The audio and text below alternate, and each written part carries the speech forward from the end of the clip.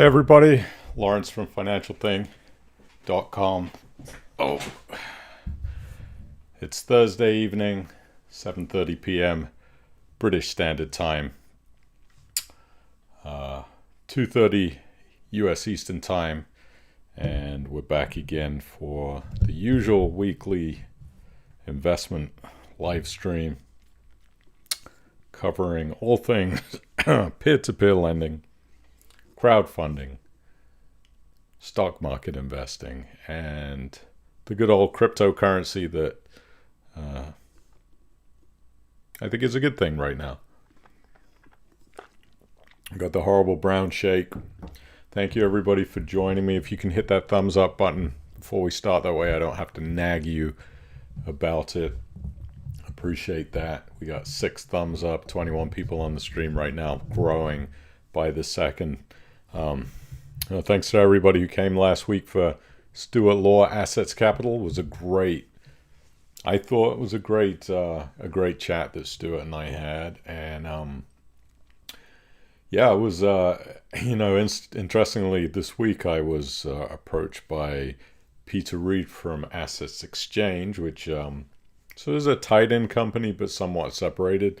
So I had a chance this week to talk with Peter from Assetz Exchange for about an hour, and he showed me around the dashboard of the account and showed me what the company does, what they invest in, how the company works. And it actually is a very, very interesting model. Like, I can't say that I was very interested at the beginning in kind of like this idea of buying into rental buy-to-lets through SPVs, because I've done it before in the past and it hasn't worked out very well.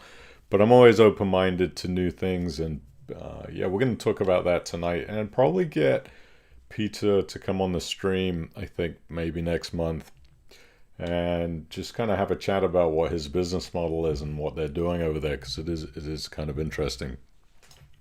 So we're going to chat about that. We're going to talk about some peer-to-peer stuff this week. I have actually updated the top 5, which I'll be uploading to the website today. Octopus Choice dropped off of the top 5. It's pretty much remained the same. Crowd Property snuck in at number 5. It was kind of a tough decision what to do with the top 5, because it's almost like the choices that we have now within peer-to-peer lending have really shrunk. And Crowd Property was a difficult one because I haven't been investing with them for really more than a year. Actually, almost not even quite. I think I started in June 2020, so it hasn't really been enough time for me to evaluate, what's going on with them. But as far as choices went, it was a real toss-up between them and Unbolted. They were, I would say, probably neck and neck. So there could have been a case for adding a 6th on there on the top 5, and it being a top 5.1 or even a top 6, but I didn't feel like changing the graphics. So I went ahead and added Unbolted to the top 5, but top 5's pretty much remain the same. If you have questions about what you want to chat about tonight, put them in the chat as always. And one thing I would like to ask is that, kind of keep the chat appropriate. We've had a couple of emails from, or at least I've had a couple of emails from people asking that I could mention that, because some of the chat last week got a little bit off topic, a little bit racy in some regards. So if you can keep the chat appropriate, I would appreciate that. I don't have a moderator, so I tend not to always see what's going on in chat. But we're going to we'll do our weekly loan pad update. We're going to talk about Assetz Capital, the House Crowd, their administration, what's going on with that briefly. Assetz Exchange, the Business Loan Network Administration, so that's ThinCats' side of the business, the buy-to-let cars story, what's going on with them. And we'll talk a little bit about Vanguard and an update that I made to the website where I've added my investments outside of peer-to-peer lending on the Where Do I Invest page, which I'll show you. And if you want to go check that out, you can do that, and I'll show you how to do that. Let's say a quick hello to everybody on the stream tonight or today, wherever you're tuning in from. Colin Perry is Here from the Peak District, John Day from Nottingham, Alan Toombs from Basingstoke, Mike Powell in Southampton, Phil W. from the Wirral, Pete Vince from sunny Leatherhead, Norman P. from sunny Sussex, so bright he can barely see the screen. That's nice, unusual in the UK. Paul Bagworth from Kenilworth, Steve Manton from Solihull, Birmingham, Robert Pate in Greece, Alan in Chesterfield, John Morgan in Swindon. Sue Lund is here. He asked, do we click like now or keep Lawrence waiting? I would definitely recommend you click the thumbs up button now if you can.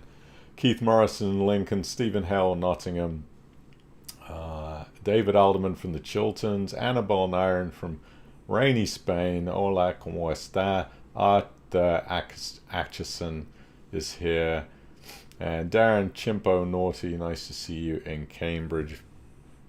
Great to see everybody on the stream. Thank you for spending your evening with me. I do appreciate it. I try to bring you as much value as I can for the next 60 minutes, because you know we always end under an hour. We have a lot to get through tonight, so we'll get going. Let's start out with our loan pad update. So I hadn't updated for a couple of weeks because the last couple of weeks we've had guests on the stream. So I did notice that their loan amounts that they have on the platform has increased by about 1.4 million up to 24.7 million now in loans, of a loan book secured by 60.4 million in securities. The average loan to value has crept up a little bit, and I do keep an eye on those things. We were down to sort of the 38% LTV, and now we're up to 41%. Not the end of the world, still very low, but again, something I do keep an eye on. We're up to 68 loans. Last time I did the update was 61, so they continue to add new loans onto the platform.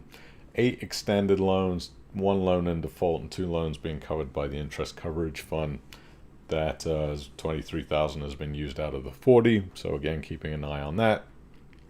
Still getting daily interest from LoanPad. Everything seems to be a-okay. And let's talk a little bit about the House Crowd, what's going on with them. Unfortunately, another company that has gone into administration, and there was a administrator's update that was released. If you are a House Crowd investor, I had a very small amount of money in there, just for complete transparency. And they were really, Fraser had always wanted me to test out the platform, so I put a little bit of money in there, and unfortunately that one didn't work out, which, I'm a human being, and I never put a lot in because I wasn't quite sure about the platform, so that's one of those I managed to sort of avoid. And if you have read the website, you'll see I didn't do a review of them because I hadn't been invested long enough. And, there was some iffy stories about the House Crowd. A lot of the times when I invest through these platforms, it's really to bring the platform to the attention of investors. It's not necessarily me giving them a thumbs up just because I do invest in the platform. Usually if I write a review about them, that's more me saying this is a place that I feel comfortable writing about. And the House Crowd, I did not put anything up on the website about them other than the interviews with Fraser when I went to the office. But one thing to note, about the administration is that they're already up to about £275,000 in administration fees, 200,000 from administrators, then about 64 grand in legal fees. And this is the problem again with administrations. They're just so expensive, and I think there's a lot of reports about the House Crowd about misvaluations of the properties, some of these developments that are ongoing that now are kind of in a mess, and what's going to happen with that. So unfortunately, I do think that there's going to be some capital losses. It's always very interesting. We just don't really know what goes on behind closed doors of these companies, and unfortunately, again, House Crowd being another one that has fallen out of favor and now as an administration. We'll see what happens with them. But really kind of keeping an eye on those administration costs, as we've seen with Lendy and Funding Secure. The admin costs are pretty high. And then what else? So we saw the Business Loan Network also, which is a part of the ThinCats business, go into administration with Kroll, which is a part of Duff Phelps. They are the administrator. Again, another one that I never invested in because ThinkCats was a very expensive platform. I don't like it when their minimums are very high, and I think I first looked at ThinkCats in 2015, and there was a part of me that was thinking, do I want to go in with those high minimums that they have? And I can't remember if it was, I think, correct me if I'm wrong, I'm sure somebody out there knows, but I think it was £10,000 minimum alone, and I just wasn't willing to put up that kind of money into a peer-to-peer lending loan. I still probably wouldn't at this point. But yeah, they are now in administration, and lots of talk about some legal issues going on in the background. Can't really comment, but we'll see what happens with them.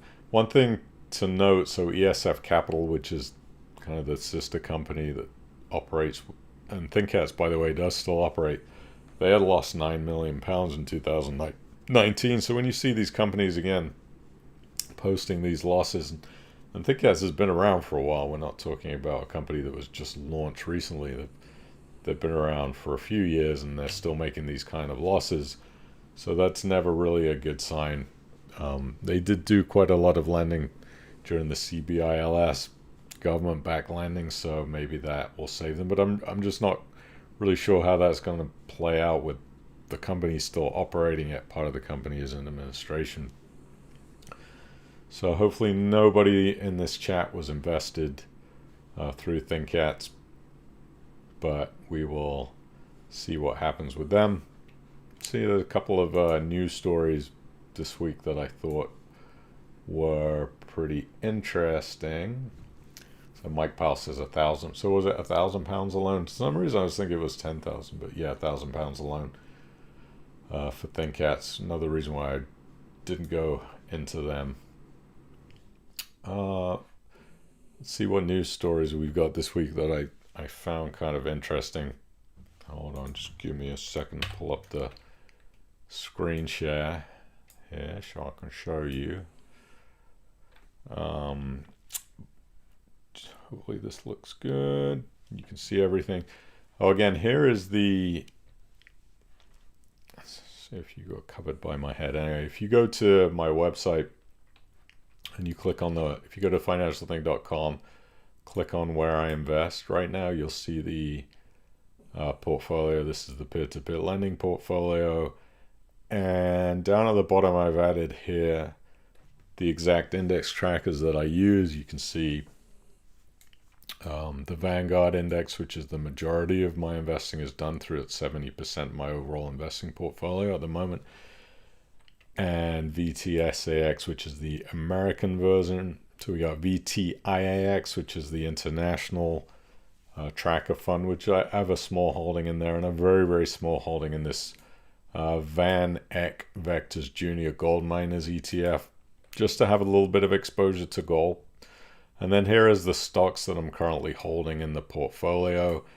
Aurora Cannabis, Apple, Apache, Bonanza Creek, Centrus Energy, Cirrus Power, Crescent Point Energy, CRISPR Therapeutics, Editor's Medicine, and so on. You can go and look at that if you want to. Again, this is not any type of recommendation. This is just what's in the portfolio at the moment. Made a pretty big bet on oil. Again, this is just 20% of my overall investment, so it's not going to kill me if it doesn't go well, but there is a little bit of a part of me that likes to go cyclical, and I think the therapeutics and the oil was where I decided to put the money. Oil has kind of been sort of struggling recently, and Aurora Cannabis has been probably my dog of an investment. Thankfully, I didn't have too much money invested through there. And here's the cryptocurrency section. This is 10% of my overall investments. If you want to see the coins that I'm in, majority is in Bitcoin and Ethereum. I would say probably 90%. And then I've got a little bit in these other coins here, just as a sort of throwing darts at the dartboard. Some of the research that I've done on these coins seems like they have a good chance of, a high upside, which is really my strategy for the cryptocurrency has been to eventually end up 100% in Bitcoin, and to use some of these secondary alternative coins as a, trying to hit a home run that the profits can be turned into Bitcoin at some point, hopefully at the end of this bull cycle, which I think is probably going to end early 2021, I'm hoping. So you can see here Chainlink, Cardano, Ripple, which is the coin, XRP is the coin of Ripple, the company that is currently involved in a lawsuit with the Securities and Exchange Commission in the USA. And I think if Ripple goes ahead and beats that lawsuit or gets it dropped, that coin is going to do really well. And then here you can see the other coins that I own. If you want to go look at that, again, go to financialthing.com and where I invest. You can check that out. So a couple of interesting pieces of news. Funding Circle chief turns down £190,000 pay rise. I think that was a very smart thing on his shoulders, because the Funding Circle is,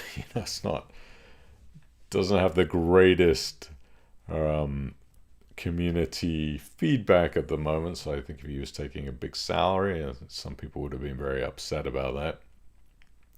So he turned that down. I was happy to see that. He still probably is paid handsomely through share and stock options. So I thought that was interesting.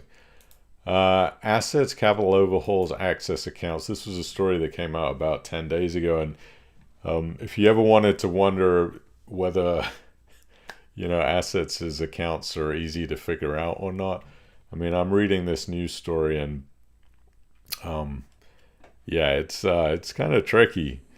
They've got these things called operating levels, which is a minimum operating level, which the amount of cash needed to cover future loan commitments. If you watched the interview with Stuart Law last week, who's the CEO of Assetz Capital, if you didn't, I highly recommend go back onto the channel and check that out.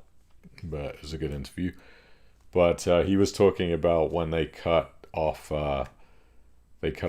new loans because they needed the money to continue to cover future loans, existing loans on the platform. So they, when COVID hit, they went ahead and said, we're not going to be doing any more lending, because obviously you have to continue to service existing loans. So this, I think, is why this minimum operating level was introduced, obviously. So they have that. They have a category called funding commitments met level, which means there's enough money available to back new loans. This is what's going to happen when you see the new loans begin to start to come in on Assetz Capital. That's what that would be. So a level of commitments in order to fund those new loans. See if there is a queue. Withdrawal requests will be funded by loan repayment. So withdrawals will also be fulfilled by taking 25% of principal repayments to investors who do not wish to withdraw, with the remaining 75% being used to grow cash balances to support new lending. And again, these are all things that have been put in place as learning lessons that happened with Assetz Capital during COVID. So obviously if there's another financial issue like that, or some kind of economic downturn, that Assetz Capital would try to cover these accounts and make sure that they're healthy. And then they have a highest category, which is the maximum supported level. That's when there's too much cash, in which case withdrawals would be allowed, but Assetz Capital would close to new investment until overall cash balances reached the maximum level that had been set. And if you were an early investor in peer-to-peer lending, probably in 15, 16, you would have seen too much demand from investors and not enough loan supply. So this is the category that would cover that. The 1% fee, which they're going to introduce into its terms and conditions on May 1st, doesn't necessarily mean that fee is going to be implemented, but it is going to be added into the terms and conditions. And I think that's something that's been confusing people, thinking, well, this fee is this fee actually happening or not? It's designed to cover during non-normal market conditions. And what I think the fee also is designed to do is to stop people from making a run on the money and everybody wanting to withdraw. So they put a 1% fee on there. It sort of discourages people from withdrawing, which that's question whether that's good or bad. But also gives Assetz a little bit of an income producing product or a fee. It says the withdrawal fee will only apply to access account investors, so it wouldn't apply to manual accounts, including those who've used the exit accounts who have an active withdrawal request during non-normal market conditions. So again, the big question was, well, what is considered normal market conditions and non-normal market? And I think a good example of non-normal market would be what happened during COVID, when everybody was sort of making a run on those access accounts. Everybody is trying to withdraw money, and it just kind of created a bit of an issue for Assetz Capital and the liquidity. So they're trying to protect, the business in the future, and putting these terms and conditions in place to do so. I think Stewart has done a good job in some respects. Obviously, he's going to take some flack. No matter what decisions he makes, there's always going to be people that don't like what Assetz Capital has done through COVID, but better for them to protect the business than to have what's happened to some of the other companies that have gone out of business because they didn't plan correctly. So, I'm a believer in making sure that things are protected. And then the fee, which was the 0.9% a year lender fee, that is due to be removed in June, and we'll see when they start doing new lending soon. Arrest made in the buy-to-let cars investigation. Now, this has been really interesting for me, because I did talk to the buy-to-let cars guy. I can't even remember his name. It was probably about a year ago or more. It was way before COVID hit. And I thought it was an interesting business model, but there was something that bugged me about it. I just can't see the idea of investing into a depreciating asset like a car. I mean, the more a car is used, obviously the value goes down, and it also is a big amount of money somebody would have to invest you couldn't invest in a piece of a car. Like, you couldn't just buy the engine or the door, you had to buy a whole car, and that was a lot of money. And I remember a couple of people that had emailed me and said, what do you think about buy-to-let cars? I've got 10 cars in my portfolio. And I just sort of said, well, I don't know. I don't really know too much about investing in that manner, but I do think it's a little bit risky having your money in a depreciating asset, and then somebody could just take off with the car. I don't know what their terms and conditions were for that, but now they're saying one person, the news story on peer-to-peer finance news, one person has been arrested and the second person has been questioned by police as part of a new fraud investigation into Radex Consortium, the parent company of defunct lending platform Buy-to-Let Cars. The arrest came after the Serious Fraud Office launched an investigation for running an unauthorized customer investment scheme. So, it's pretty crappy, it's just really taking a handful of dog poo and throwing it on the peer-to-peer industry with this company now possibly being involved in fraudulent activities. Thank God that at least the Serious Fraud Office is doing an investigation. Maybe the FCA will get involved. I hope so. We'll see what happens with that. So let's see what else we got here. This was a really interesting article here. Investors are unsure if financial advice is worth the money. Survey of 2,000 people in October conducted by Opinium for Hargreaves Lansdown, H&L, found that almost half, 46% of people, don't know how much money they'd need in order to make paying for financial advice worthwhile. On average, people think they need investments of 117 grand to make it worth paying for financial advice. I wonder where they get that that number from. Most people, this is what Sarah Coles, a personal finance analyst at Hargreaves Lansdown, said. Guys, that's the most tongue twisting name for a company. Hargreaves Lansdown. Hargreaves Lansdown. Most people, she said, most people wouldn't have a clue whether it's worth paying for financial advice. When I read that. And you know what I say about financial advisors, I just don't think most people need them. You could bung your money in an index tracker and be done. You don't have to get advice from anybody. But it's pretty funny. This is why most people don't DIY invest, when the amount of money at stake means that they're worried about making a mistake, when they just don't have the time or inclination to do things themselves. That's a pretty expensive mistake to ignore if you don't have the time and inclination to want to do your own investments. You're possibly giving up tens to hundreds of thousands of pounds a year to lost interest that you could have made on your investments that you're going to lose in fees. So I found that was pretty funny. And then Vanguard, U.S. investment giant Vanguard, lays down the gauntlet to savings walls by slashing the price of financial advice. So if you do want to get financial advice, you could do it. With 0.79% a year. Again, not really sure why you need to do that, but that also includes the cost of the investment funds and the platform fee. So, they're making it super cheap to get financial advice if you want to.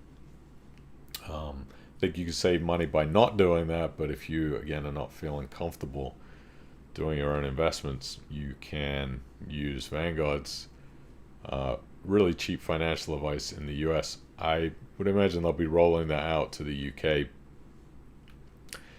The 0.79% fee is made up of a 0.15% administration levy plus an advice fee of 0.5%, with fund charges from passive tracker funds making up the rest. So what's that? 0.65% is the base fee, and then 0.14% makes up the passive tracker fund. So basically they're just going to tell you to put it in an index tracker anyways, likely.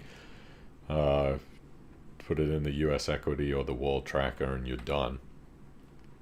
This is a pretty cool little graphic right here showing how much your portfolio would take damage after 25 years with the fees of an average financial advisor charging 2.4% upfront and 1.9% a year afterwards, which again doesn't sound like much, right, if you're looking at it as a whole, but over a long period of time, you can see here of a £250,000 portfolio, you could lose £190,552 in fees through lost returns. That's based on a return of 5% over 25 years. So if you double that to 10%, those numbers become even more damaging. Just even on a £50,000 portfolio, look at the saving, 36 grand. So, I've been saying this for a long time that the little bit of research and a little bit of time that it takes to really understand how to DIY invest, you can save yourself a ton of money. Again, £250,000 portfolio, you can save yourself 190 grand in fees over the period of 25 years. And that is based on that extra bit of returns that you would making by not giving up so much in fees, because you're able to save, your portfolio isn't being reduced by the fee amount so much. You got more compound interest, and it's a pretty beautiful thing. Again, I'm going to answer all questions that you have or comments at the end. Let's go ahead and look at how long have we been running for? Let me check here, because I definitely want to try to keep this. Oh yeah, 33 minutes. Okay, good. So we actually might make it under an hour today. What else we got? Let's look at Assetz Exchange. So yeah, a couple of people who come on the stream have been telling me and asking me to look at Assetz Exchange, and basically what they do, for the most part now, this is what Assetz Exchange is focusing on. They have charities that come to them and say, we need to house, social people. So people maybe that are on disability or are disabled, people that are coming out of difficult situations, many different charities. And Assetz Exchange can go ahead and buy a house and then lease it to these charities for very long lease terms, sometimes 10 years, 15 years, and then the government assistance or the charities are paying for these leases every month. So the risk is greatly reduced, because one thing that I like about it is that we've seen the problems that come with managing buy-to-lets. Property Moose had the issue. Property Partners having the issue right now. That's another topic, what's going on with them. We saw the house crowd have the problem. The management resources that go into having to manage tenants is huge. It's very, very time consuming. It can be expensive. And through this model, Assetz Exchange does not need to worry about that because the management is being done by the charities. Also, the other beautiful thing is that the leases are on a commercial, what do they call it? FRI. Fully repaired, insured leases. So if there's any damage to the properties, then it's the responsibility of the leaseholder to take care of those, which is a beautiful thing, and the insurance. So you got that hands off on the management side of things, which is good, and then the fully repaired and insured lease that again is sort of backed. I believe some of them are backed by government programs and backed by the charities themselves. So yeah, I thought it was it's interesting because it's ESG. So you actually feel like you're doing something good for the community. The risk is lower on Assetz Exchange's side because they don't need to put so much resources in to manage them, and they pay decent returns. They're not bad, and the company has low operating expenses. So because they don't have to deal with the management side of the buy-to-lets, they're able to keep their expenses down. One of the other things that I like that they do is these show home purchases. So when a developer builds a development of homes, they have a show home, and Assetz Exchange has gone in and bought a few of these show homes and then leased them back to the developer. So that's interesting too, and they get paid rent back from the developer itself. They managed to pick up some homes that pay pretty good yields, and Peter Reed was telling me, he's the rep who I was speaking to. I think he's the CEO, maybe, or one of the founders. But he said that usually when you buy a show home from a big developer like Barrett or somebody like that, they're not going to pay you very much rent. Maybe you're going to get 1.5 to maybe 2.5% yield, but they got some yields are in the 4 or 5% range. One of the other things I liked was I'll show you the dashboard. I just signed up for an account today just to look into how it works. Pretty cool, pretty easy to use. If you want to look at the deals that they have, you see them here. It's probably looking really huge on the screen, but I'll show you this one. You can buy and sell shares. So it has a secondary market. Shows you the risk here. Shows you whether it's tenanted or not. Forecast annual income. Again, this one is done. So this is bail accommodation support services. Not exactly sure what that is. I don't know if that means bail as in bail from prison or... Property will be leased to the charity NACRO for 10 years in order to fulfill a central government contract with the Ministry of Justice for the BASS scheme. Again, I'm not familiar with what that is. Actually, let's look up what that is. BASS scheme. Bail. Oh, okay.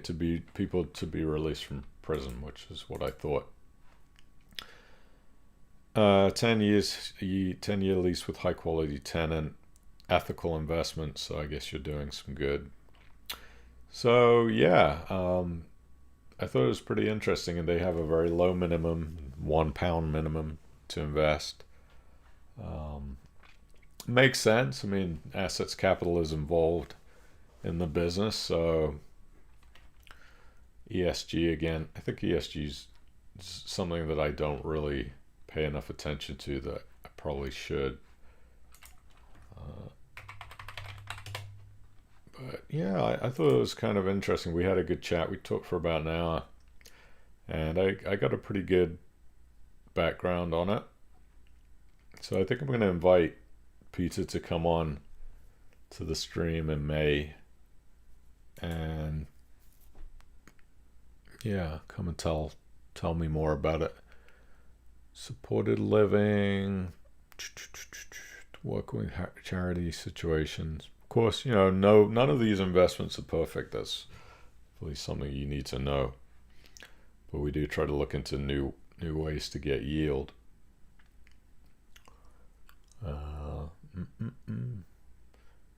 So let's see if I can find one of their show homes too on here.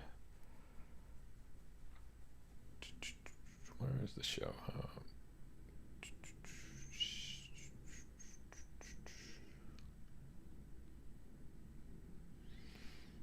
Yeah, I'm not sure which. I'm sure maybe one of these are the show homes, but yeah. Anyway, so they're adding new investments. Oh, it looks a lot like Bournemouth. That's in Hastings. Yeah, they're adding a lot of new investments into the platform. So I found it interesting. What else are we going to talk about? Let's get rid of that. Oh, there was a very interesting debate, if you're interested in Bitcoin at all, between Michael Saylor and Frank Gustra, who's a big gold guy. Michael Saylor from MicroStrategy is the big Bitcoin guy. They had a debate on Bitcoin versus gold. So if you want to look at that, I would highly recommend checking that out. Just search on YouTube "Bitcoin versus gold: the great debate," and that one will pop up. I haven't watched all of it yet because I just started watching it today, but there was a really good back and forth. It seemed like the gold guy's, he's just very old school, and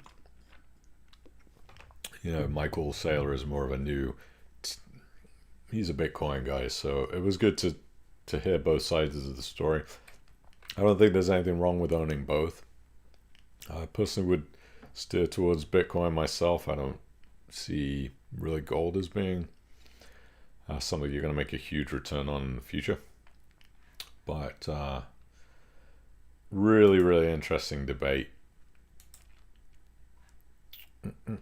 What else we got? Bank of America survey says 74% of fund managers see Bitcoin as a bubble. That totally doesn't surprise me, but you've also heard a lot of, first of all, I don't pay much attention to anything that these fund managers say because they don't seem to get it right too often. Sometimes they do. But you can think back to JP Morgan's CEO in 2017 saying that Bitcoin was a fraud. And then he turns around and completely 180s on his sentiments towards Bitcoin. And now they have, JP Morgan has launched a crypto investment product themselves. So, what they say 1 year may completely change. But we saw a news story that was interesting. US lawmaker warns Treasury Secretary and Fed Chair not to ignore Bitcoin or America will fall behind.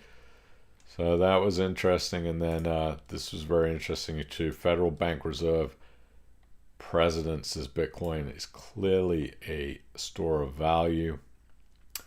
And then the US obviously right here that they are going to be focusing on a digital dollar, and that it's a very high priority project for the Fed. A lot of things going on with the digital currency that are going to be very interesting. That's on bitcoin.com if you want to read about it.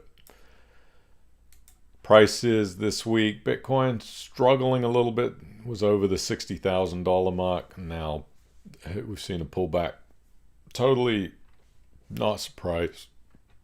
Bitcoin is still going through its volatile growing stages, but it's $1 trillion market cap. Again, if you want to see the coins that I buy myself that are on the Financial Thing website, so you can see top 3 coins, Ethereum number 2, and this is a very interesting coin here, Binance. I think this coin is going to do very well. Every time you make a transaction on Binance, which is the biggest trading platform for cryptocurrency right now in the world, the Binance coin is used to pay for the fees. So this coin has absolutely exploded, and I think it will continue to do well because Binance is going to continue to do well. You can see the coin price from February 4th, 2021. It's just kind of gone a little bit crazy, up to $533 from 44 US dollars. Binance is going to make a lot of money over the next year and future years, so their coin is probably going to do very well. You can see Ripple here. We talked about some the joke Dogecoin here, Dogecoin. Very interesting what's happened with that. Gone up from, I bought that at about 3 cents and then sold it at 5 cents like an idiot. But that thing is really rocketed. It was as high as 45 cents. So question, is there a use case for this coin? Possibly, there may be, but right now it's very small. So we'll see what happens. If you like in watching this stuff, you can look at coinmarketcap.com, and this will show you what's going on with Bitcoin, how much has been traded during a volume of 24 hours, and what the market caps are. 1 trillion for Bitcoin, 298 billion for Ethereum. They make up most of like 65% of all the coins are in these two big ones, the large market cap coins. So what do I think about the price is going to happen? I think that we're going to probably see it go sideways for another month or so, and there's some big players that are going to come into the Bitcoin space. You're going to see more ETFs, exchange traded funds, around Bitcoin, and more institutions are going to come in. So Ethereum seems to be doing really well at the moment versus Bitcoin. You can see the 7-day is 13% down for Bitcoin, but Ethereum up 4.66%. If you're a holder of any of this crypto, you're just seeing over the last few days that things have kind of taken a bit of a dive down, but again, that's expected. It's happened many times. It's going to keep on happening for a while. Let me just mention our sponsor here, Cufflink. Thankfully, sponsoring the channel, and the very generous sponsorship from Cufflink. Again, you can get up to £4,000 cash back if you don't have a Cufflink account. It's one of the companies I personally invest through. I've been a fan of Cufflink for a while. I like what they're doing over there. So if you want to go check them out, you can go to join.cufflink.com/financial-thing and score yourself some cash back. So thanks to Cufflink for sponsoring the YouTube channel and the live stream tonight. I just want to say I do keep all of my things unbiased, even though Cufflink does sponsor the YouTube, but I still keep everything unbiased. If I see something that I don't like about Cufflink, they will definitely hear about it on here. So thank you to Cufflink, and don't forget to join the Financial Thing Facebook group. So if you haven't already, I know a lot of you are on the Facebook group, but come and chat around finance, crypto, peer-to-peer lending, whatever you want to talk about. We talk about it on the group. So there's that. How much time we got? 48 minutes. Okay, we're really going to try to get under 60 today. Short on, do I have any other peer-to-peer lending stuff that I need to go through?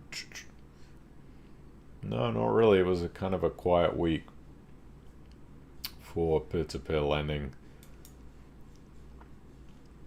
I know some of you too have invested through Lendery, which is the cryptocurrency peer-to-peer platform. So I'd be interested to see what your results have been like. I have not had time to do the video yet, but I will. So if you have comments or questions, put them in the chat. Hit that thumbs up if you can, and I certainly appreciate it. It really helps the YouTube channel. Please subscribe if you haven't subscribed. I'm trying to get to that 1,000 subscriber mark again. As you know, the last channel was banned because I generously decided to give away Bitcoin, which I'm going to be giving that away to you still via email. I don't know if I can even say that over here for fear of getting banned again, but anyway, let's see what you got for your comments. John Day said, a few weeks ago there was a comment about crowd property interest not being paid correctly. Has that now been resolved? I don't know the answer to that question because I haven't had that problem. But Steven says yes, it is resolved. So there you go. That's good to know. Robert Pace, do you know anything about Shojin? As I believe they invest in each loan alongside investors like Cufflink do. Shojin. Let me look at Shojin.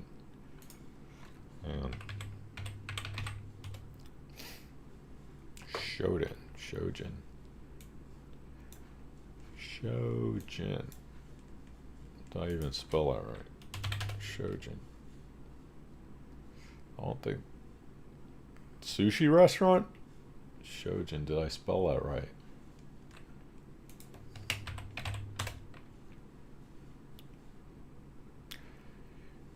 Shojin.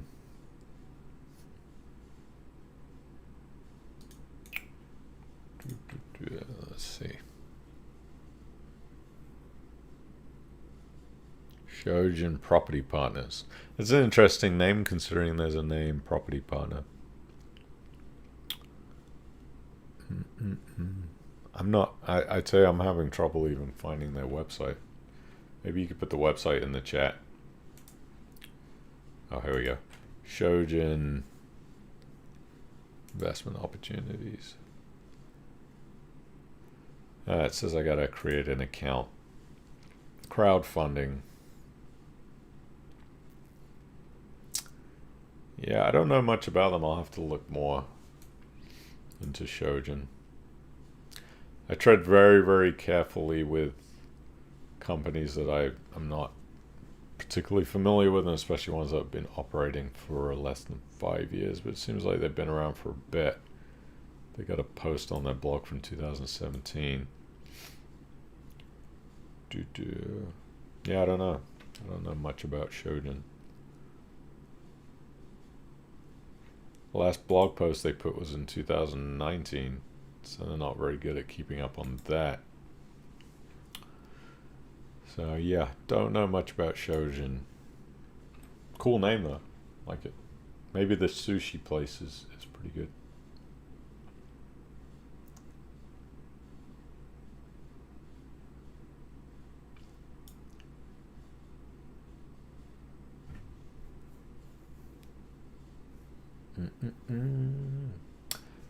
Hey, from the Grand Cayman, lionfish hunting.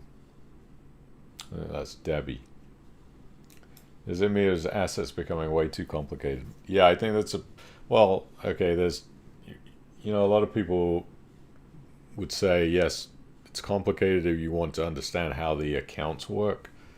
A lot of companies don't put that level of detail into their explanations of how their accounts work. So, you know, RateSetter was one of those complicated account systems that people really didn't understand how the accounts work, and they never really published exactly how they work. So I think Assetz is just going into some details there so you can try to understand how the accounts work. But yeah, it's definitely, Assetz is not the most understood company out there, that's for sure.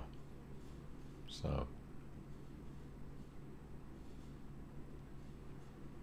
hey Tony in Somerset, how are you? And I will say this, you know, Assetz Capital, they're not the be all and end all. I like Stuart, I like what he's doing, but I'm noticing a lot of my loans in the manual lending account not doing very well right now. So We'll see what happens. Dave West said, cuffling unbolted and for a punt, Bitcoin all the way for me. There you go. You don't need to invest a lot. And remember, you can invest in a slither of a Bitcoin. You don't need to own an entire one. You could put 10 pounds in if you wanted.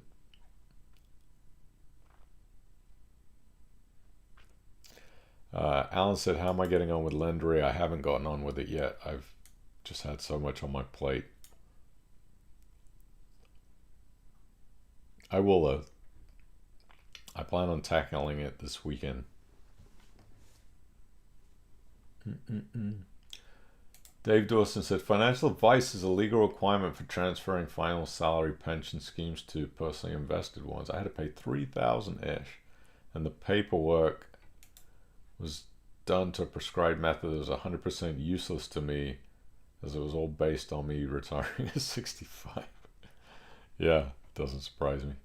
I tell you, financial advisors they're just gonna die a dinosaur slow death, because with our younger generation coming up who has access to all this information now on the internet, I mean, are they gonna really need it? And they can use those robo advising, what is it, Wealthify and Nutmeg, and not that I particularly recommend those, but those things are going to put a nail in the financial advisor's coffin quickly. It's going to be a very disrupted industry, I think. Now you can just buy your own shares or funds.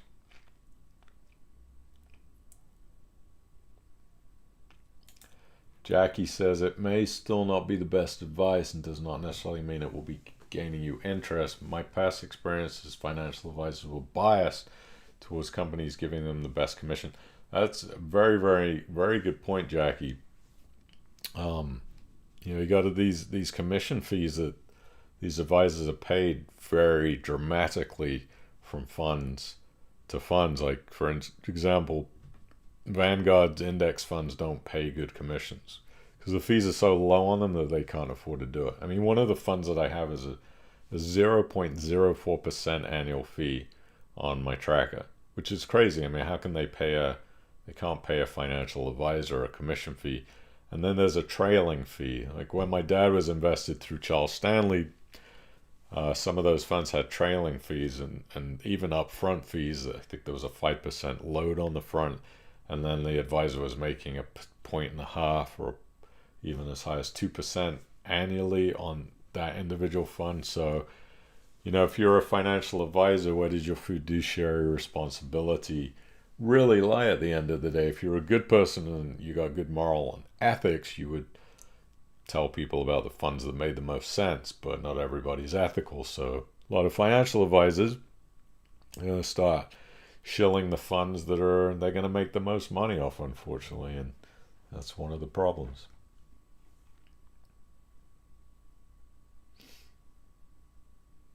There are a couple of circumstances where I think people would use a financial advisor. One is if you have a tax situation that's complicated, you're trying to reduce things like inheritance tax. You go to an advisor that has very, very specific tax experience.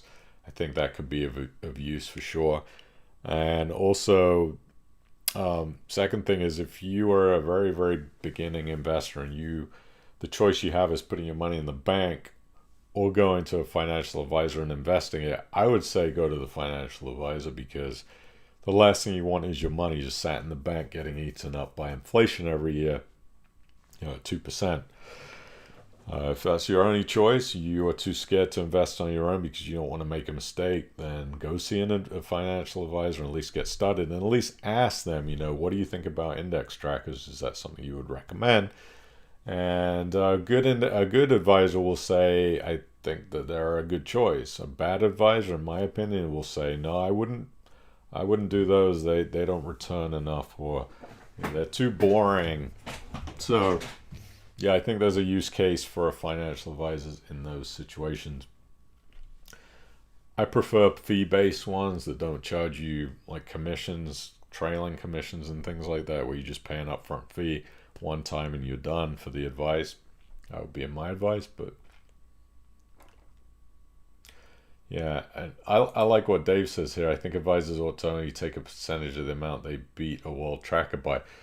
Yeah, why not be paid on performance, right? You don't see that very often, but I think it would be good if they were paid on performance.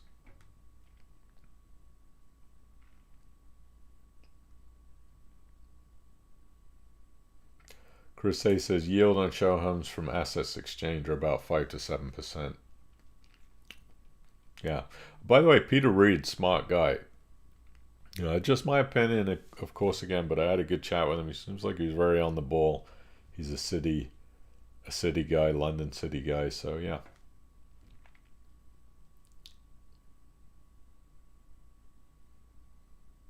How much time we got? Oh, we're already over an hour. Annabelle says financial advisors should have to refund a percent of the losses incurred on top of not charging fees if they put you into things that fall big time. I've learned from a hard past experience. Yeah. It's tough because if you're in a managed mutual fund or a unit trust, chances are it's going to fall during times of market volatility. Just if you look back in March 2020, if you look at an index tracker in a managed fund, they probably were doing something very similar. It wasn't like the US equity index tracker was 20 points ahead of a managed fund in most cases. So even if you are in a managed fund through a financial advisor or an index fund, you're probably going to lose during times of market volatility. But I think paying based on performance would be something that would be a good, at least an option for people to be able to decide.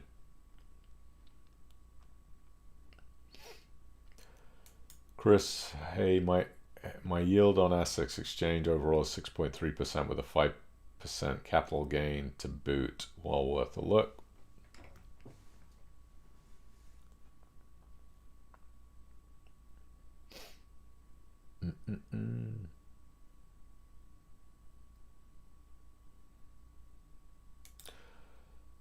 Mike says the Assetz Exchange model is peer-to-peer lending with a twist because you get some of capital gain on the property. So yeah, if the property gets sold for more than it was bought for, there would be a capital gain. So interesting question, what happens if it's sold for less than it was purchased for? I presume you would take a capital loss.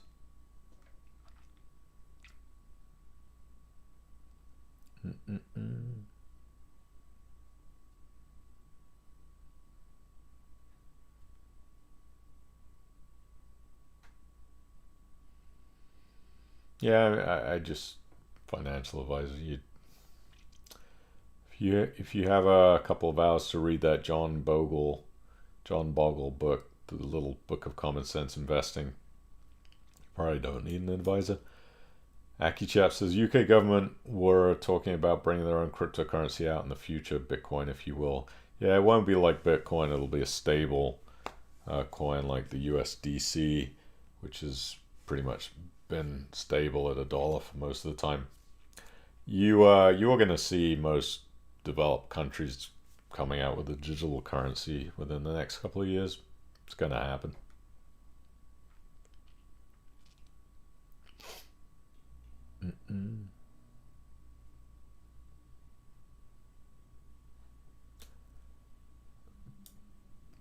Yeah, Bally Gifford came into Bitcoin 100 mil. That's correct. $100 million, yeah. 0.4% of the fund. Yeah, you're gonna see more and more of these institutions coming in. So right now we've got 19 million Bitcoin in circulation. I mean, think about this. There's 2 million left to be mined. Halving will be in 2024. You'll see the price of it take off again. It happens historically when Bitcoin halves. Price scarcity will shoot up. And 19 million in circulation, so 2 left. Out of the 19 million, they figure about 3 million of them are lost. So, and then 1 million is in the wallet of Satoshi Nakamoto, who we don't really know who that is. So if you take off the 3 million of that and the 1 million of Satoshi that owns, then that's for less than 19, so only 15 million in circulation with another 2 to come. Scarcity is gonna drive the price up. Peter's been in Lendery for a week and his returns have averaged out at 17% per year. That's nice. Gotta see how it goes in a year over a 365-day period.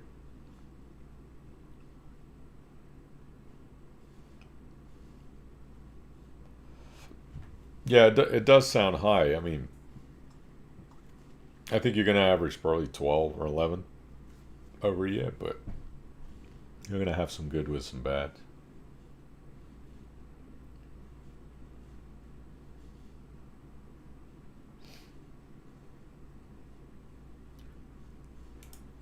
David said there is something strange with crowd property as a admin, so I'm presuming the dashboard. I've got a negative cash balance and interest comes through sporadically.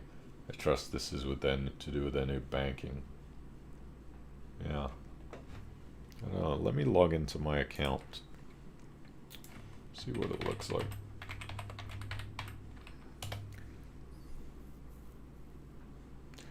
Let's have a shufty.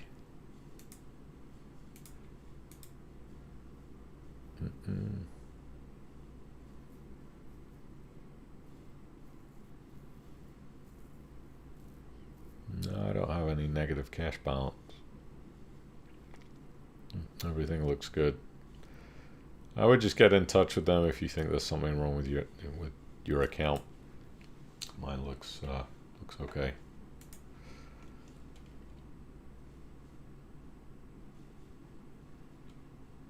Dave said I had to remind Crowd Property twice about missing interest. Interesting. That's pretty interesting. Yeah, usually if there's a problem, I tend to get emailed by people who read the Financial Things site, but haven't had a lot of emails about Crowd Property having any issues.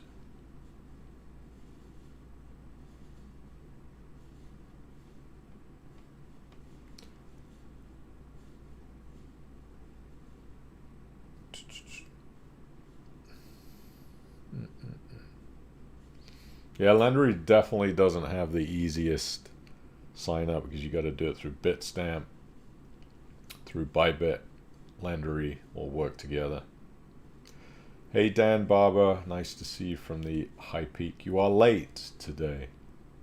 I have to give you a slap on the wrist. You have to watch the stream back again.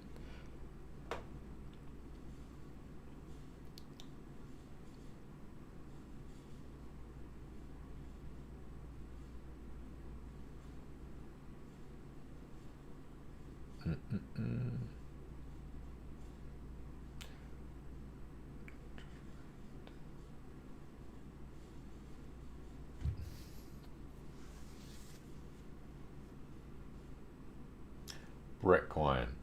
Ah, I see what you did there. Britcoin, not Bitcoin. That's a good idea. Britcoin. Boris Coin. Boris Con. Yeah. I think Bitcoin is just such an interesting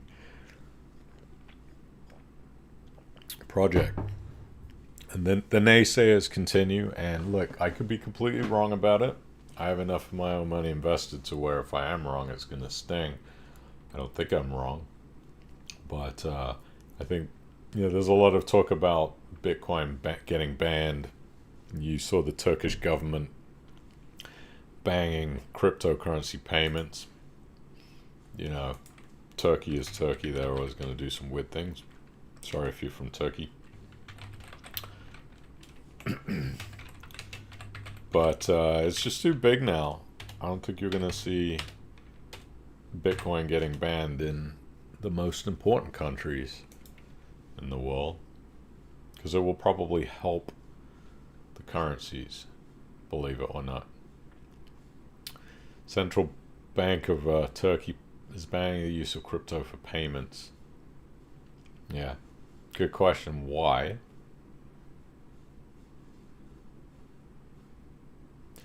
They think they're protecting their local currency, which it's kind of funny because Bitcoin is not really used for a currency for paying for things. It's not.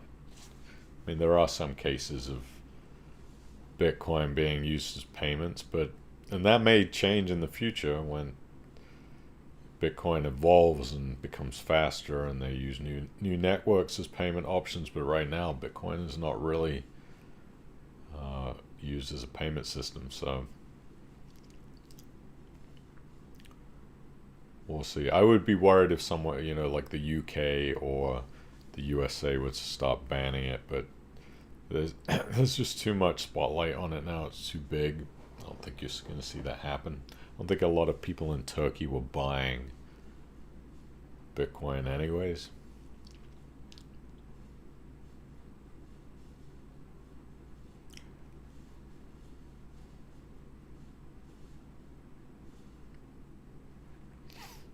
Yeah, I know you can buy Tesla, but a lot of people are not really going to use Bitcoin to buy things because the smart people are going to hang on to it. They're not going to be using it to buy things like Teslas. And Elon knows that Elon Musk wants that Bitcoin. He wants you to buy a Tesla with Bitcoin because he wants to hold on to the crypto because he knows it's going to be so valuable in the future. So the smart people will not be paying for things with Bitcoin.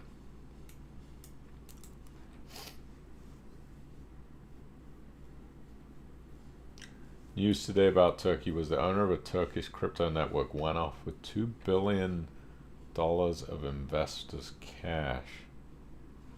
Wow, that's let me have a look at that story.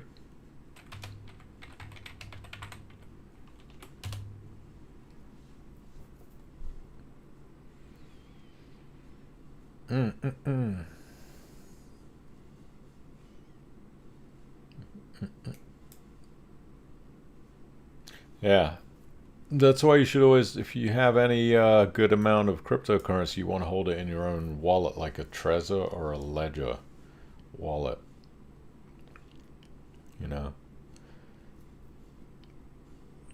Prosecutors in Istanbul launched a probe into Turkish cryptocurrency exchange platform Thodex after its founder shut down its site and reportedly fled the country with as much as $2 billion in investors' assets.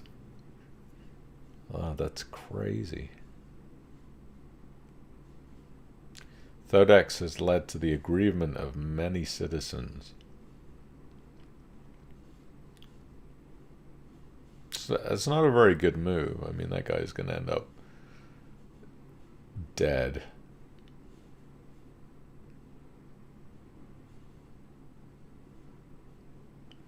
Yeah, please, if you do own any serious amount of cryptocurrency, don't leave it on a platform. Put it on your own wallet.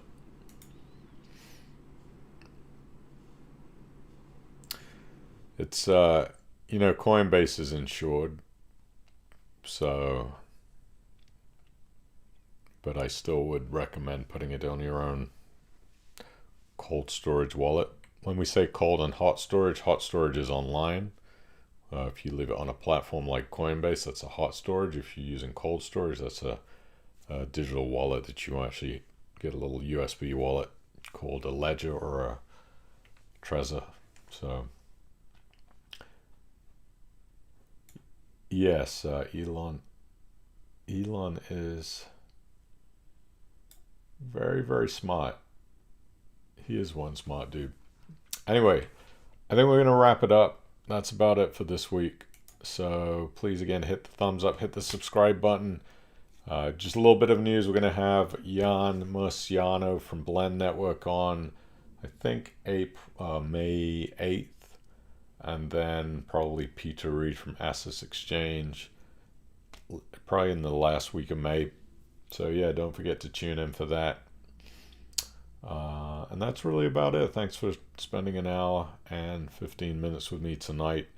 Everybody be safe. Have a great weekend, whatever you're doing. Hopefully things are starting to open up and you can hit the pub beer gardens a little bit. Get yourself a brown shake, be healthy, a little spinach, a little broccoli. And leave a comment if you have any more questions or anything I can answer for you. Hit help. Thanks for joining us. And I will see you next Thursday at 7:30 p.m. UK time, 2:30 p.m. US Eastern time. And have a very prosperous week. Take care. See you soon.